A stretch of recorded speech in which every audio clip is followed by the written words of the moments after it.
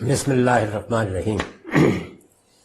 عن عائشة قالت كان قبالة بابي شطر فيه تماثيل الطير فكانت داخل إذا دخل استقبله فقال رسول الله صلى الله عليه وسلم يا عائشة هبلي فإني إذا رأيته ذكرت الدنيا. قالت وكانت لنا كتيفة ألمها من حرير فكنا نلبسها نرى رسول اللہ صلی اللہ علیہ وسلم فلم یامرنا بقطعہ. سیدہ عائشہ رضی اللہ عنہا کہتی ہیں کہ میرے دروازے کے سامنے ایک پردہ لٹکا ہوا تھا جس میں پرندوں کی تصویریں بنی تھی. آنے والا گھر میں داخل ہوتا تو یہ اس کے روبرو ہوتی تھی، یعنی ایک پردہ لٹکا ہوا دروازے کے سامنے، اور جب آنے والا آتا تو گویا سامنے تصویریں ہی نظر آتی تھی. رسول اللہ صلی اللہ علیہ وسلم نے اسے دیکھا تو فرمایا عائشہ یہ پردہ ہٹا دو، اس لیے کہ میں جب اس کو دیکھتا ہوں تو مجھے دنیا یاد آتی ہے. وہ کہتی ہیں کہ ہمارے پاس ایک چادر تھی جس پر ریشم کے دھاگے سے نقوش بنے تھے اور ہم اس کو پہنتے تھے. نبی صلی اللہ علیہ وسلم سے اسی حالت میں ملاقات بھی ہوتی تھی، مگر آپ نے وہ نقش اس کے اوپر سے کاٹ دینے کے لیے نہیں کہا. یعنی گویا ایک ہی وقت میں انہوں نے دو باتیں بیان کی. ایک منقوش چادر ہے، ایک منقوش پردہ ہے، یعنی کپڑے پر نقش و نگار بنے ہوئے ہیں، کپڑے کی تزئین کی گئی ہے. ظاہر ہے کہ نقش و نگار بنائے جاتے ہیں، رنگ کپڑے پر لگائے جاتے ہیں، تو یہی مقصد ہوتا ہے کہ وہ اچھا لگے. ایک سادہ کپڑا آپ نے کھدر بنایا پہن لیا، لیکن پھر اس کا رنگ دیتے ہیں، اور یہ رنگ جو ہے یہ ظاہر ہے کہ انسان اپنے ذوق کے لحاظ سے مختلف رنگ دیتا ہے. اور اسی طرح سے نقش و نگار بنائے جاتے ہیں، بہت اچھے ڈیزائن بنائے جاتے ہیں. اس وقت بھی آپ دیکھتے ہیں کہ اس میں مقابلے ہوتے رہتے ہیں. انسان ان چیزوں کو پسند کرتا ہے، اس کو جو حصے جمالیات دی گئی ہے اس کی تسکین اس سے ہوتی ہے. اس کا معاملہ یہ نہیں ہے کوئی جھول آپ نے ڈال دیا اس کے اوپر اور وہ سو جائے گا اس کو لے کے.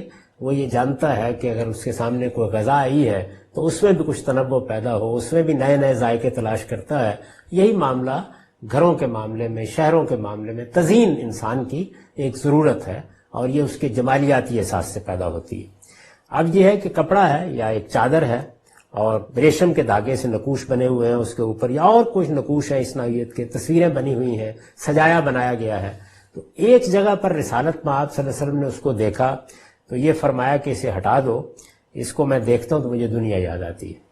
اور دوسری جگہ پر آپ نے اس کو قبول کیا، یعنی رسول اللہ صلی اللہ علیہ وسلم کے سامنے ایک چیز ایک جگہ پر آئی، وہی چیز دوسری جگہ پر آئی. یہ موقع و محل کی رعایت ہے. میں نے اس کی طرف توجہ دلائی تھی اور یہ کہا تھا کہ یہ جتنی بھی روایتیں ہیں جو میں آپ کے سامنے پیش کر رہا ہوں، یہ پورا باب جب ہمارے سامنے آتا ہے تو یہ معلوم ہوتا ہے کہ اس میں رسالت میں آپ صلی اللہ علیہ وسلم نے جس رویے کا اظہار کیا وہ زینتوں سے پرہیز یا زینتوں سے گریز کا رویہ ہے.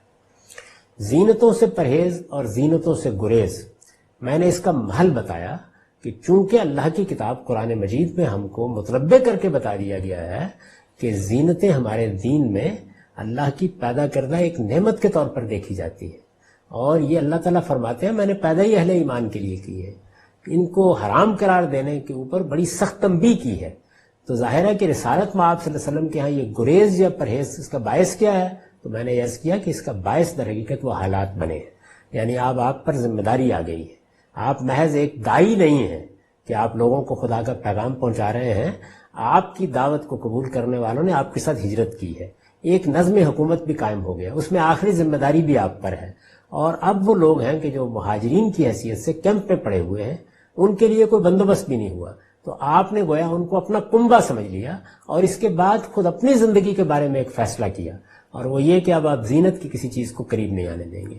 اسی کا ایک دوسرا پہلو یہ ہے کہ جب اس طرح کی چیزیں سامنے آتی ہیں تو رغبت بھی ہوتی ہے ان کی جانب، کیونکہ انسان کے اندر فطری طور پر یہ رغبت رکھی گئی ہے. آپ یہ دیکھیے نا کہ خواتین کے حسن کے بارے میں قرآن مجید نے یہ بتایا ہے. جب آپ کے لیے خصوصی قانون نازل کیا گیا تو فرمایا کہ نہیں، اب آپ اپنی کسی بیوی کو طلاق بھی نہیں دے سکتے اور اس کی جگہ کوئی اور بیوی بھی نہیں لا سکتے. واللہ اعجب حسن ہننا، یعنی اگرچہ کسی خاتون کا حسن آپ کو کتنا ہی اچھا کیوں نہ لگے. تو ایسے ہی ظاہر ہے کہ کپڑے ہیں، چیزیں ہیں، یہ بھی دل کو لبھاتی ہیں. تو اس سے ایک دنیا کی طرف خیال پیدا ہوتا ہے. آپ کیونکہ آخری درجے میں فیصلہ کر چکے ہیں کہ اب ان چیزوں کو قریب نہیں آنے دینا، کیونکہ ذمہ داریوں کی نوعیت بہت اور ہے، اور اس طرح گویا ایک اسوہ قائم کر رہے ہیں حکمرانوں کے لیے، ذمہ دار لوگوں کے لیے، کہ انہیں جب ان پر ذمہ داری پڑے تو کس کردار اور سیرت کو اپنانا چاہیے۔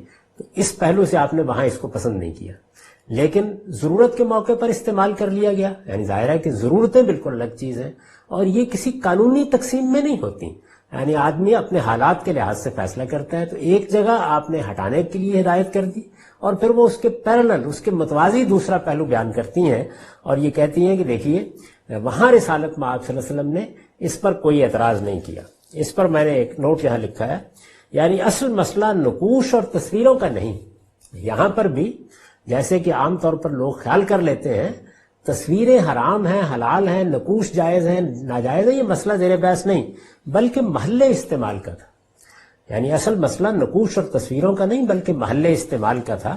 چنانچہ اس طرح کے منقش کپڑے جب سیدہ نے پہننے کے لیے استعمال کیے، جس کو ایک درجے میں خواتین کی ضرورت بھی کہا جا سکتا ہے، یعنی بہت سی چیزیں ہیں کہ جن سے آپ گریز کریں تو خواتین کے لیے کم سے کم وہ بڑی اہمیت رکھتی ہیں، اور وہ چیزیں وہ ہیں کہ جن میں وہ اپنے لیے کچھ آرائش کرتی ہیں، تزئین کرتی ہیں، یہ اللہ نے ان کے اندر یہ فطرت رکھی ہے۔ ان کے ہاں یہ چیز ضرورت سے شروع ہو جاتی ہے، یعنی اس کے جمالیاتی درجے تو بہت آگے کے ہیں لیکن ضرورت سے شروع ہو جاتی ہے، جس کو ایک درجے میں خواتین کی ضرورت بھی کہا جا سکتا ہے۔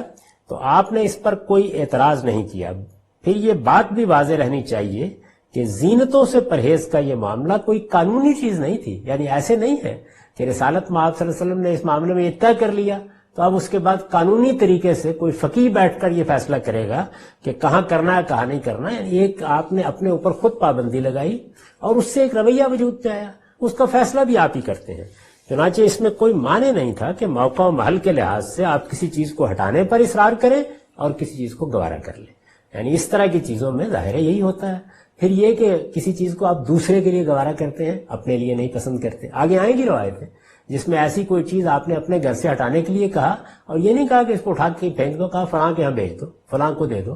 خود سیدنا عمر کے بارے میں آثار صحابہ میں بھی اس طرح کی روایتیں ہوں گی، تو اس سے معلوم ہو جائے گا کہ یہ صورتحال کس طرح اور کس طریقے سے رہی ہے۔ یہ جو روایت ہے اس کا متن اصلاً مسند اسحاق سے لیا گیا ہے، اور اس کی راوی تنہا عائشہ رضی اللہ عنہ ہے۔ یعنی یہ متن جو جہاں سے لیا گیا ہے اس کے بارے میں میں نے آپ سے عرض کر دیا، اور اس سے پہلے بھی 2 روایتیں زیر بحث آ چکی ہیں، تو اس میں گویا یہ مزید تائید ہوتی ہے اس بات کی کہ مسئلہ، یعنی چونکہ ایک جگہ آپ اس کو گوارا کر رہے ہیں، دوسری جگہ گوارا نہیں کر رہے، ایک جگہ کوئی اعتراض نہیں ہے، دوسری جگہ تو اب دیکھنا پڑے گا نا کس پہلو سے ہے۔